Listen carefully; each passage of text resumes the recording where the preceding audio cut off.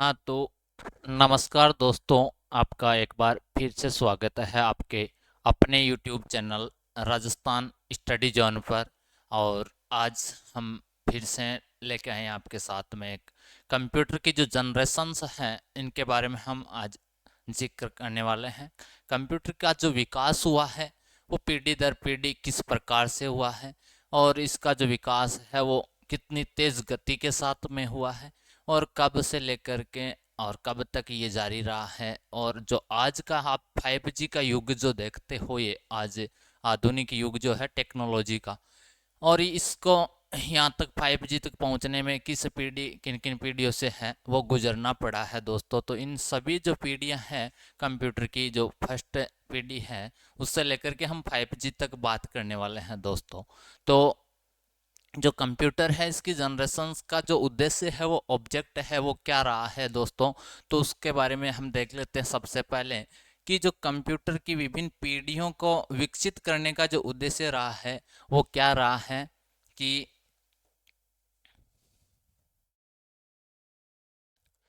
जो कंप्यूटर है उसको सस्ता, छोटा और तेज, कैसा, कंप्यूटर को सस्ता, छोटा और तेज बनाने का जो है ये उद्देश्य रहा है कि इसकी स्पीड को है वो कैसे इंक्रीज किया जा सकता है, इसको सस्ता कैसे किया जा सकता है, और इसको छोटा जो इसका आकार है उसको सीमित कैसे किया जा सकता है। इस उद्देश्य से जो है ये पीढ़ी दर पीढ़ी है उसमें परिवर्तन किया गया, और इसमें एक के बाद एक जो है नई डिवाइस है वो ऐड की गई। और इस प्रकार से जो है आपके कंप्यूटर में आमूल चूल जो आज परिवर्तन देखते हो वो पीढ़ी दर पीढ़ी हुआ है। और प्रथम पीढ़ी की हम बात करें दोस्तों, तो प्रथम पीढ़ी जो आपकी रही है कंप्यूटर की वो रही है 1942 से 1955 तक। जो प्रथम पीढ़ी की जो पीरियड है वो कब से कब तक रहा है दोस्तों? 1942 से 55 तक रहा है। कब से कब तक? 1942 से 1955 तक रहा। प्रथम पीढ़ी के कंप्यूटर जन जनरेशन कंप्यूटर 1942 और 1955, 1942 टू 1955, 1942 से 1955 तक का जो काल रहा है वो आपके कंप्यूटर की जो फर्स्ट जो जनरेशन है उसका रहा है। और इसमें दोस्तों जो है कंप्यूटर में इलेक्ट्रॉनिक सर्किट में जो है निर्वात ट्यूब का प्रयोग किया गया था। किसका प्रयोग किया गया था? निर्वात ट्यूब का प्रयोग किया गया था। जो प्रथम पीढ़ी के कंप्यूटर है इसमें जो इलेक्ट्रॉनिक सर्किट है उसके रूप में किसका प्रयोग किया गया था? निर्वात ट्यूब का प्रयोग किया गया था दोस्तों। किसका प्रयोग? निर्वात ट्यूब का, जिसको वैक्यूम ट्यूब भी कहा जाता है। क्या कहा जाता है? वैक्यूम ट्यूब बोला जाता है। इसका प्रयोग जो है प्रथम पीढ़ी में हुआ था। यूनिवेक फर्स्ट पहला व्यवसायिक कंप्यूटर था। इस मशीन का विकास फौज और वैज्ञानिक यानी कि जो डिफेंस है उस सेक्टर में, और जो साइंटिस्ट है साइंटिफिक जो है यूज इसका किया गया था। यूनिवेक प्रथम है वो आपका पहला व्यवसायिक कंप्यूटर रहा है, और ये प्रथम पीढ़ी के कंप्यूटर में ही सम्मिलित किया जाता है। इसमें निर्वात ट्यूब यानी कि वैक्यूम ट्यूब का प्रयोग किया गया था। ये बड़े आकार में और अधिक ऊष्मा उत्पन्न करने वाले थे। जो ये वैक्यूम ट्यूब है दोस्तों, जो निर्वात ट्यूब है, इसको गर्म होने में समय लगता था, अत्यधिक समय लगता था गर्म होने में, और इसकी वजह से जो आपका कंप्यूटर था प्रथम पीढ़ी का वो भी आकार में भी जो है वो बड़ा था, और ये गर्म होने में जो है अत्यधिक समय लेता था, और ऊष्मा भी अत्यधिक जो है उत्सर्जित करता था, जिसकी वजह से ये खर्च जो विद्युत की खपत है वो अत्यधिक करता था।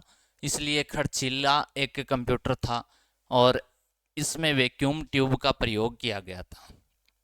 इसमें सारे निर्देश तथा सूचनाएं जीरो तथा एक, जीरो और एक बाइनरी जो है लैंग्वेज इसमें कंप्यूटर में संग्रहित होते थे, जीरो और एक के रूप में संग्रहित होते थे।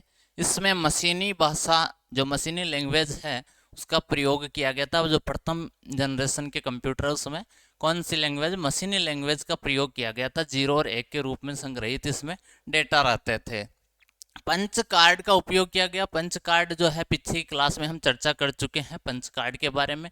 ये एक संग्रहण का ही प्रकार था जिसमें कई छिद्र बने हुए होते थे और एक कार्ड के समान ही होता था जिसमें डेटा स्टोर किया जाता था।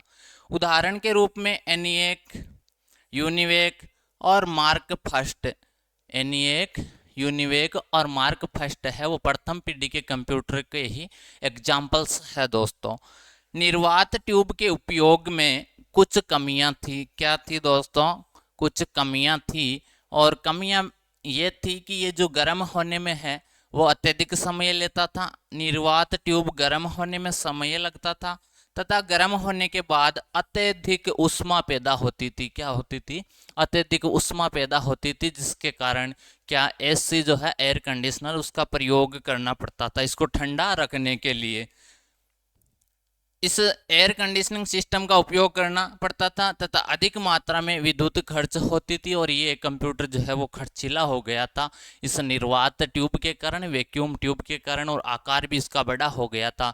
तो दोस्तों इसको जो है इसका आकार कम करने के लिए, विद्युत की खपत को कम करने के लिए, और इसमें आगे जो सेकंड पीढ़ी है उसमें और परिवर्तन किया गया। और परिवर्तन क्या किया गया देखिए, दूसरी पीढ़ी के कंप्यूटर सेकेंड जनरेशन कंप्यूटर, और ये आपकी जो सेकेंड जनरेशन है वो रही है 1955 से 64।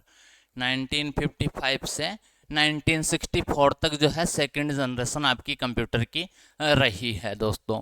इस पीढ़ी के कंप्यूटर में निर्वात ट्यूब, प्रथम पीढ़ी में किसका प्रयोग किया गया था? इलेक्ट्रॉनिक सर्किट के रूप में दोस्तों निर्वात ट्यूब का प्रयोग किया गया था। लेकिन सेकेंड जो पीढ़ी है उसमें जो निर्वात ट्यूब है उसकी जगह किसका प्रयोग किया जाने लगा? ट्रांजिस्टर का प्रयोग किया जाने लगा। ट्रांजिस्टर का प्रयोग किया जाने लगा दोस्तों। किसका प्रयोग किया जाने लगा? ट्रांजिस्टर का प्रयोग किया जाने लगा। दूसरी पीढ़ी के जो कंप्यूटर है उसमें किसका प्रयोग किया जाने लगा? ट्रांजिस्टर का। कंप्यूटर में आंकड़ों डाटा को निरूपित करने के लिए मैग्नेटिक कोर, जो चुंबकीय कोर है उसका यूज किया जाने लगा। आंकड़ों को संग्रहित करने के लिए मैग्नेटिक डिस्क और मैग्नेटिक टेप का उपयोग किया जाने लगा। मैग्नेटिक डिस्क पर आयरन ऑक्साइड की परत होती थी। मैग्नेटिक डिस्क है उस पर किसकी परत होती थी दोस्तों? आयरन ऑक्साइड की परत होती थी। इसका लेप इस पर रहता था, आयरन ऑक्साइड परत का किस पर रहता था? मैग्नेटिक जो डिस्क है संग्रहण के लिए उसमें रहती थी। इसकी गति और संग्रहण क्षमता भी तीव्र थी।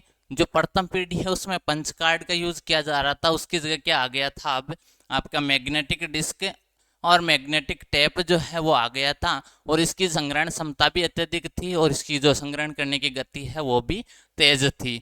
इस दौरान व्यवसाय और उद्योग जगत किसमें? ट्रेडिशनल और जो बिजनेस है उसमें इसका उपयोग, कंप्यूटर का प्रयोग है वो प्रारंभ हुआ।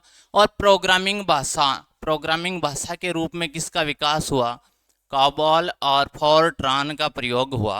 कोबॉल और फोरट्रान का प्रयोग हुआ दोस्तों। किसका प्रयोग हुआ? कोबॉल और फोरट्रान का प्रयोग आरंभ हुआ था प्रोग्रामिंग भाषा के रूप में द्वितीय पीढ़ी में। और दूसरी पीढ़ी में इसका काल जो रहा है, पीरियड वो रहा है 1955 से 1964 रहा है, दूसरी जो जनरेशन है। और इसमें वैक्यूम ट्यूब की जगह किसका प्रयोग किया जाने लगा? ट्रांजिस्टर का प्रयोग किया जाने लगा। और संग्रहण के लिए स्टोरेज के रूप में मैग्नेटिक कोर है, मैग्नेटिक टेप का प्रयोग किया जाने लगा दोस्तों। ये सेकंड पीढ़ी के परिवर्तन कंप्यूटर में रहे हैं। दूसरी आगे चल लेते हैं तो तीसरी पीढ़ी के बारे में चर्चा कर लेते हैं। तीसरी पीढ़ी के जो कंप्यूटर है थर्ड जनरेशन कंप्यूटर, और थर्ड जनरेशन रही है 1965 से 1974। 1965 से 1974 तक आपकी थर्ड जनरेशन कंप्यूटर की रही है, 3G रही है 1965 से 1974 तक। इसमें क्या रहा? इलेक्ट्रॉनिक्स में निरंतर तकनीकी विकास, बिना किसी अंतर के तकनीकी विकास, यानी कि टेक्नोलॉजिकल जो विकास होता आया है।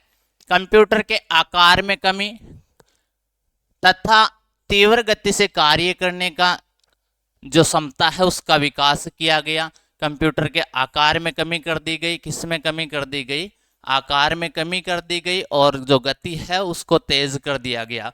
गति है उसको तेज कर दिया गया इसके जो परिवर्तन के रूप में तीसरी पीढ़ी में आप देखो, तीसरी पीढ़ी के कंप्यूटर में ट्रांजिस्टर की जगह है, जो दूसरी पीढ़ी में ट्रांजिस्टर आया था उसकी जगह अब तीसरी पीढ़ी में किसका प्रयोग होने लगा, आईसी चिप जो है उसका प्रयोग होने लगा, आईसी चिप का प्रयोग होने लगा, यानी कि इंटीग्रेटेड सर्किट जो चिप है उसका प्रयोग स्टार्ट हो गया था दोस्तों तीसरी पीढ़ी में, जिसका विकास जे.एस. किल्बी, किसका विकास, इस आईसी का विकास है वो किसने किया है, जे.एस. किल्बी ने किया है दोस्तों, किसने किया है, जे.एस. किल्बी ने किया है इस आईसी चिप का विकास, इंटीग्रेटेड सर्किट चिप जिसको बोला जाता है, इसका विकास किया है जे.एस. किल्बी ने, किसने किया है, जे.एस. किल्बी। आरंभ में एलएसआई यानी कि लार्ज स्केल इंटीग्रेशन का प्रयोग किया गया, जिसमें एक सिलिकॉन चिप पर बड़ी मात्रा में आईसी इंटीग्रेटेड सर्किट या ट्रांजिस्टर का प्रयोग होता था। रैम, रैंडम एक्सेस मेमोरी दोस्तों, जिसे रैम का full form random access memory है, और ये एक प्रकार का स्टोरेज है जो डेटा को टेम्पररी स्टोर करता है, यानी कि अस्थायी रूप से डेटा स्टोर करता है। रैम, रैंडम एक्सेस मेमोरी का प्रयोग होने से मैग्नेटिक टेप तथा डिस्क के संग्रहण क्षमता में क्या हुई दोस्तों, वृद्धि हुई, और लोगों द्वारा प्रयुक्त कंप्यूटर में टाइम शेयरिंग का विकास हुआ, किसका विकास हुआ, टाइम शेयरिंग का विकास हुआ दोस्तों, किसका विकास हुआ, टाइम शेयरिंग का विकास हुआ। और टाइम शेयरिंग के विकास से क्या फायदा हुआ दोस्तों, एक ही साथ एक ही कंप्यूटर का जो है टाइम शेयरिंग में एक से अधिक यूजर जो है उपयोग करता है वो एक साथ उपयोग इसका कर सकते थे, एक साथ कंप्यूटर के संसाधन का उपयोग कर सकते थे एक से अधिक यूजर।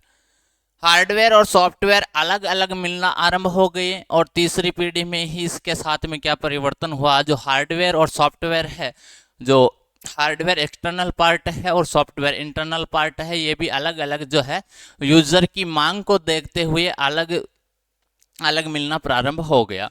जिस प्रकार की डिमांड होती थी उसी प्रकार के सॉफ्टवेयर जो है खरीदने की या उसके साथ में इंक्लूड करने की जो सुविधा है वो तीसरी पीढ़ी में विकसित हो चुकी थी दोस्तों। और इसका जो टाइम पीरियड रहा है वो रहा है 1965 से 1974, 1965 से 1974 तक का ये जो टाइम पीरियड रहा है वो तीसरी पीढ़ी यानी कि थर्ड जनरेशन का रहा है।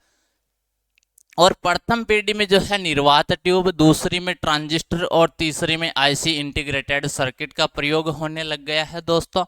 और अब चौथी पीढ़ी में क्या परिवर्तन हुआ देखिए, चौथी पीढ़ी की जो बात करें हम, चौथी पीढ़ी के कंप्यूटर फोर्थ जनरेशन कंप्यूटर 1975 से अप टिल नाउ यानी कि 1975 से जो अब तक का समय रहा है वो किसका रहा है, अब तक 1975 से अब तक जो समय रहा है वो चतुर्थ पीढ़ी यानी कि 4G का जो है वो युग रहा है, 4G का, किसका रहा है दोस्तों, 4G का युग रहा है।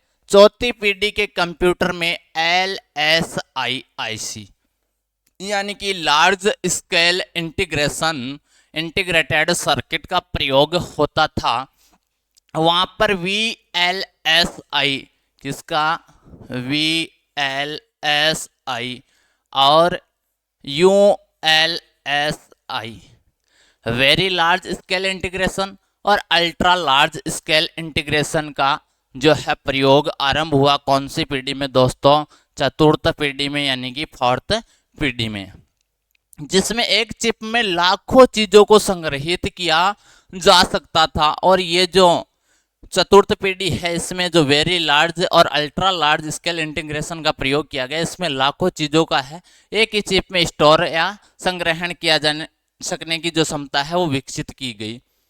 VLSI very large scale integration तकनीक के उपयोग से माइक्रो प्रोसेसर का निर्माण हुआ, जिसके कंप्यूटर के आकार में कमी और क्षमता में वृद्धि हुई। किसमें, आकार में तो कमी कर दी गई और क्षमता में क्या कर दी गई, जो कार्य करने की क्षमता है उसमें वृद्धि कर दी गई, इसकी गति को इंक्रीज कर दिया गया, बढ़ा दिया गया दोस्तों। और जो आमूल चूल परिवर्तन आप देखते हो लगभग कंप्यूटर का जो है यूज हर क्षेत्र में प्रत्येक, फिर वह चाहे एजुकेशन हो या फिर आपका ऑटोमोबाइल हो या फिर जो स्पेस से रिलेटेड हो या अदर कोई भी क्षेत्र हो, इसमें जो कंप्यूटर का यूज है वो फोर्थ पीढ़ी में एक बहुत विस्तृत जो है माध्यम से हो रहा है। और ये स्टार्ट हो गया था, जो आज का युग अब कंप्यूटर का युग है ये 5G में जो कन्वर्ट हुआ है, इसमें फोर्थ जो जनरेशन है इसका विशेष योगदान रहा है दोस्तों। माइक्रो प्रोसेसर का उपयोग न केवल कंप्यूटर में बल्कि बहुत सारे उत्पादों में किया गया, जैसे वाहनों, व्हीकल्स, सिलाई machine, weaving machine, microwave oven और इलेक्ट्रॉनिक गेम इत्यादि में जो है किसका प्रयोग किया जाने लगा, माइक्रो प्रोसेसर है इसका यूज किया जाने लगा दोस्तों। मैग्नेटिक डिस्क तथा टेप के स्थान पर जो थर्ड पीढ़ी में संग्रहण के लिए यूज किए जा रहे, स्टोरेज के रूप में यूज किए जा रहे थे, जो मैग्नेटिक डिस्क तथा मैग्नेटिक टेप, चुंबकीय डिस्क और चुंबकीय टेप के स्थान पर किसका प्रयोग, सेमीकंडक्टर मेमोरी का यूज स्टार्ट हो गया। कौन सी में, फोर्थ जनरेशन में।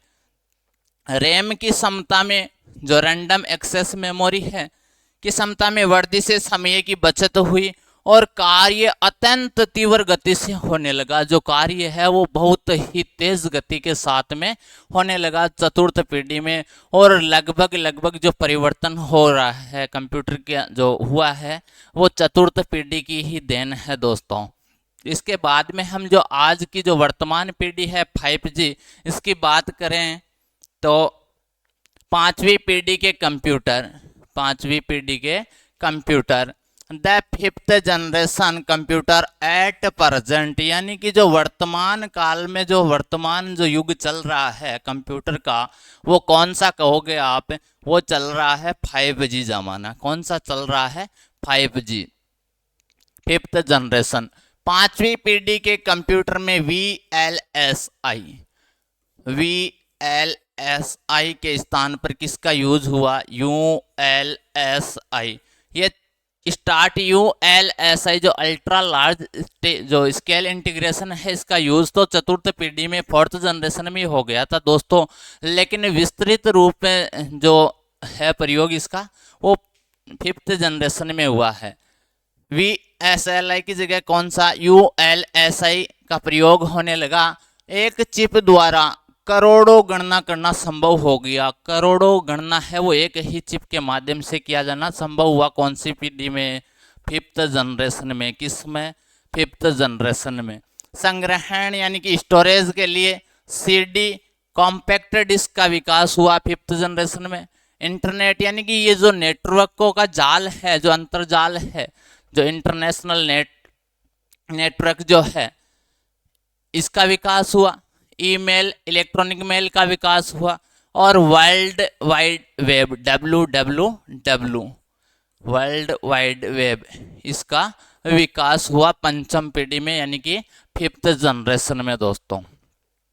बहुत छोटे तथा तीव्र गति से कार्य करने वाले कंप्यूटर का विकास हुआ और इसके आकार में जो है प्रथम पीढ़ी से लेकर के और लगातार जो फिफ्थ जनरेशन है यहाँ तक इसके आकार में क्या की गई, कटौती यानी कि कमी की गई, आकार को कम किया गया। और अब यहाँ आते आते ये जो PC कंप्यूटर है उसमें पर्सनल कंप्यूटर में कन्वर्ट हो गया और बहुत ही छोटे और पर्सनल यूज के लिए भी कंप्यूटर है वो विकसित हुए। प्रोग्रामिंग की जटिलता कम हो गई। कृत्रिम ज्ञान क्षमता यानी कि आर्टिफिशियल इंटेलिजेंस को विकसित करने की कोशिश की गई ताकि परिस्थिति के अनुसार कंप्यूटर निर्णय ले सके। AI का जो है वो यूज किया जाने लगा, इसको विकसित करने की कोशिश की गई दोस्तों। और AI की आप बात करो, आर्टिफिशियल इंटेलिजेंस, AI का फुल फॉर्म है आर्टिफिशियल इंटेलिजेंस। इसमें जो आज AI है और आज के ज़माने में AI की बात करें तो हम अमेरिकन जो AI है ChatGPT, कौन सा है, ChatGPT, इसकी जो लागत है वो कितनी रही है दोस्तों, 863 करोड़ रही है। इसका जो है इसको विकसित करने की जो लागत है वो रही है 863 करोड़। और ये अमेरिकन जो एआई है उसका नाम है चैट जीपीटी आर्टिफिशियल इंटेलिजेंस। और जो चाइना का एआई है, चाइना का एआई है वो है डीप सीक। कौन सा है? डीप सीक, जिसकी लागत रही है 49 करोड़। मात्र कितनी रही है? 49 करोड़ रही है। लेकिन जो एआई, अमेरिकन एआई है, उससे अत्यधिक शक्तिशाली एआई कौन सा है? चाइना वाला है। और वो बहुत ही कम लागत में जो चाइना है उसने एआई डिजाइन कर दिया है अपना डीप सीक जिसका नाम है। और जो अमेरिकन एआई है जिसका नाम चैट जीपीटी है, और इसकी लागत कितनी रही है दोस्तों? 863 करोड़ रही है। कितनी? 863 करोड़ रही है। इसके बाद पोर्टेबल पीसी और डेस्कटॉप पीसी में कंप्यूटर के क्षेत्र में क्रांति ला दी तथा इसका उपयोग जीवन के हर क्षेत्र में होने लगा है। और कंप्यूटर आज चिकित्सा जगत में देख लो, शिक्षा जगत में देख लो, या फिर रिसर्च हो या कोई भी वैज्ञानिक रिसर्च हो, किसी भी प्रकार का जो भी काम है उसको इसने ऐसा नहीं छोड़ा है जिसको इस कंप्यूटर युग है या कंप्यूटर जो मशीन टेक्नोलॉजी है इसने छुआ नहीं है, अछूता छोड़ दिया है। ऐसा कोई भी सेक्टर नहीं है जहां पर कंप्यूटर का आज यूज नहीं हो रहा है। इसने जो मानव के कार्य करने का जो चाल चलन है उसको एकदम बिल्कुल परिवर्तित करके रख दिया है दोस्तों। और बहुत बड़ा आमूलचूल परिवर्तन है वो देख रहे हैं आप। और लगातार इसमें परिवर्तन जो है वो आप देख पा रहे हैं। और ये परिवर्तन निरंतर जारी है। तो दोस्तों आज हमने बात की प्रथम पीढ़ी से जो 5G जनरेशन है यहाँ तक। और जो प्रथम पीढ़ी है उसका टाइम पीरियड रहा था दोस्तों 1942 से 1955, यानी कि 1942 से 1945 तक इसका टाइम पीरियड रहा था। और इलेक्ट्रॉनिक सर्किट के रूप में मैंने आपको बताया कि इसमें निर्वात ट्यूब का उपयोग किया गया। किसका यूज किया गया था? इलेक्ट्रॉनिक सर्किट के रूप में निर्वात ट्यूब का प्रयोग किया गया था। और प्राइमरी जो इंटरनल स्टोरेज के रूप में किसका प्रयोग किया गया? इसमें मैग्नेटिक ड्रम का यूज किया गया था दोस्तों। सीमित मुख्य भंडारण क्षमता थी इसकी। और मंद गति के इनपुट और आउटपुट थे। निम्न स्तरीय प्रोग्रामिंग भाषा जिसमें मशीनी भाषा और असेंबली भाषा का यूज किया गया था प्रथम पीढ़ी में। निर्वात ट्यूब जो गर्म होने में अत्यधिक समय लेता था और उष्मा भी अत्यधिक देता था, जिसके कारण किसका प्रयोग करना पड़ा? एसी का, एयर कंडीशनर का यूज किया जाता था और विद्युत की खपत अत्यधिक होती थी। इसके उदाहरण की बात करें तो हम IBM 60 जो 650 650 है और यूनिएक है, एनिएक इसकी मार्क फर्स्ट है, इसकी बात हमने कर ली है दोस्तों। और बात करें हम दूसरी पीढ़ी की तो दूसरी पीढ़ी में जो है इसका टाइम पीरियड रहा है वो 1955 से 1964 रहा है, 1955 से 1964 रहा है। ट्रांजिस्टर का उपयोग प्रारंभ हुआ था इसमें। निर्वात ट्यूब की जगह किसका यूज हुआ था? ट्रांजिस्टर का प्रयोग हुआ। और प्राइमरी स्टोरेज के रूप में जो मैग्नेटिक कोर है उसका प्रयोग हुआ था दोस्तों। उच्च स्तरीय भाषा विकसित हुई जिसमें कोबोल और फोर्ट्रान हमने देखा। आकार और ताप में तो आकार में कमी और ताप में भी कमी, लेकिन तीव्रता में निरंतर जो है वो गति में जो है तीव्रता इसमें की गई।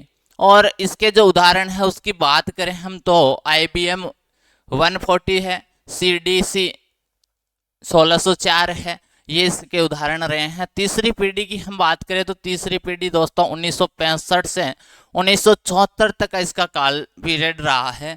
और इसमें किसका प्रयोग हुआ था? ट्रांजिस्टर की जगह इंटीग्रेटेड जो चिप है, IC चिप है, उसका यूज स्टार्ट हो गया था तीसरी पीढ़ी की बात करें तो। और इसमें जो है इंटीग्रेटेड चिप का यूज हो गया। चुंबकीय कोर और सॉलिड स्टेट SSD का यूज हुआ। अधिक लचीला और इनपुट आउटपुट हुआ। और तीव्र गति इसमें आ गई, छोटे हो गए आकार में और विश्वसनीय तो है ही।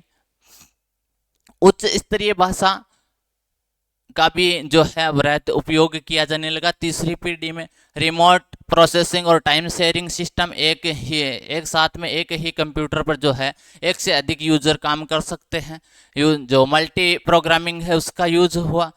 और उपयोग जो है इसका एयरलाइन जो रिजर्वेशन सिस्टम है इसमें किया गया लगभग, और क्रेडिट कार्ड की बिलिंग में भी इसका यूज़ दोस्तों किया गया। और चतुर्थ पीढ़ी अभी हमने चर्चा की थी कि 1975 से अप टिल नाउ, जो 1975 से लेकर के अब तक का जो काल रहा है वो कौन सा रहा था? 4G का ज़माना रहा था दोस्तों, फोर्थ जनरेशन का काल रहा था। और यहाँ पर क्या हुआ था? उच्च तथा तीव्र क्षमता वाले भंडारण स्टोरेज आ गए, और जो इंटीग्रेटेड सर्किट थे उसकी जगह VLSI यानी कि वेरी लार्ज स्केल इंटीग्रेशन और ULSI ultra large scale integration है, इनका यूज किया जाने लगा विस्तृत क्षेत्र में। और मिनी कंप्यूटर के उपयोग में है वो वृद्धि हो गई, माइक्रो प्रोसेसर व मिनी कंप्यूटर का आरंभ हुआ, और व्यावसायिक उत्पादन और व्यक्तिगत यूज इसका किया जाने लगा। उदाहरण के लिए हम IBM और PC एप्पल सेकंड देख सकते हैं। और पंचम पीढ़ी जो फिफ्थ जनरेशन आप कहते हैं 5G, और जो वर्तमान में चल रही है यानी कि एट प्रेजेंट जो चल रही है वो कौन सी जनरेशन चल रही है दोस्तों? 5G, यानी कि जो 5G है वो फिफ्थ जनरेशन चल रही है। और इसमें भंडारण स्टोरेज के रूप में किसका प्रयोग हुआ? ऑप्टिकल डिस्क का प्रयोग हुआ। इंटरनेट, ईमेल तथा WWW यानी कि वर्ल्ड वाइड वेब का विकास हुआ। आकार में बहुत कमी कर दी गई, बहुत छोटे कर दिए गए, और जो इसकी गति है उसको अत्यधिक तीव्र यानी कि आपकी जो पलक झपकने की जो स्पीड है उससे भी अत्यधिक इसकी गति को कर दिया गया। उपयोग इंटरनेट और मल्टीमीडिया के रूप में इसका उपयोग हो रहा है। आज आप इसके एग्जाम्पल में IBM जो नोटबुक है, पेंटियम PC है, सुपर कंप्यूटर है, ये देख सकते हो। और ये जो आज का 5G जो कंप्यूटर है ये हर क्षेत्र में आप किसी भी जगत में ले लो, फिर चाहे एजुकेशन हो, हेल्थ हो या रिसर्च हो, किसी भी प्रकार का साइंटिफिक, वहाँ पर इसका यूज हो ही रहा है। और ऐसा कोई जो है इसमें नहीं छोड़ा है पार्ट, जो इस कंप्यूटर की जो आधुनिक जो युग है, टेक्नोलॉजी का युग, इस टेक्नोलॉजी से अछूता रहा है। और आज की क्लास को हम यहीं विराम देते हैं दोस्तों, आपके साथ फिर एक बार आएंगे। और आपके अपने YouTube channel Rajasthan study zone पर बने रहने के लिए आपका धन्यवाद। जय हिंद, जय भारत।